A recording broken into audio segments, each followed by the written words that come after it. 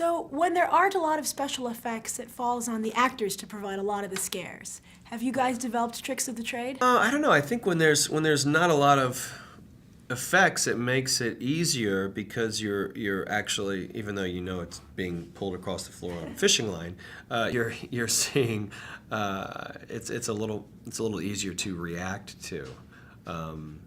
Yeah, I don't know if there are too many, right? Yeah, yeah. In that sense, it's kind of authentic, I suppose, because you are trying to just organically react to something. But it's hard.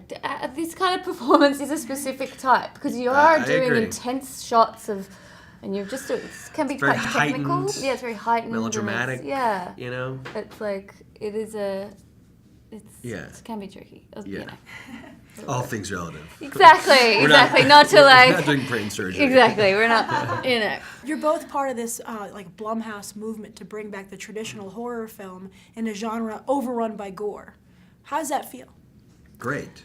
The easy answer is great. I mean, I think when we did Insidious, the first one, and it was obviously a very conscious decision of James and Lee's, who had reinvented the genre with Saw, and watch what that spawned, you know, good and bad. But it was basically, let's go back to something more old school and without any blood, without this, without that, no language, no violence, you know.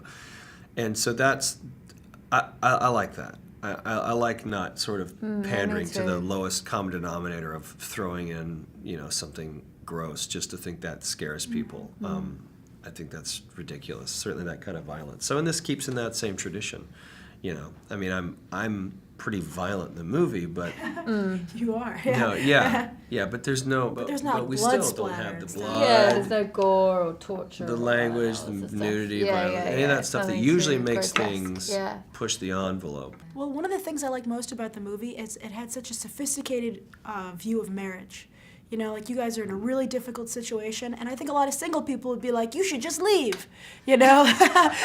But you both fight for each other. Right. How is it portraying that so it's still realistic to the audience? Well, James was cool because he used to say, to give us this metaphor of it's like he's cheating on you. It's like he's having an affair. He'd like try and ground it in something authentic so that would create this weird, you know, clearly they're off kilter, and it's like, so that was really good in terms of just making us, because how can you literally imagine what's happening? So that was really, I thought that was helped us, you know. Yeah, and we had a good basis for where so much of the first film was spent of us trying to keep it together, and you know, I think if you obviously didn't have that basis or foundation, then it would be difficult to care about these people. You know what I mean? So it's like I mean, it obviously goes without saying, but you can't have this movie without you don't need to see the first movie to see this movie. I believe that, but it gives us, you know, having the history of these characters, I think you just get a whole nother level of where they sort of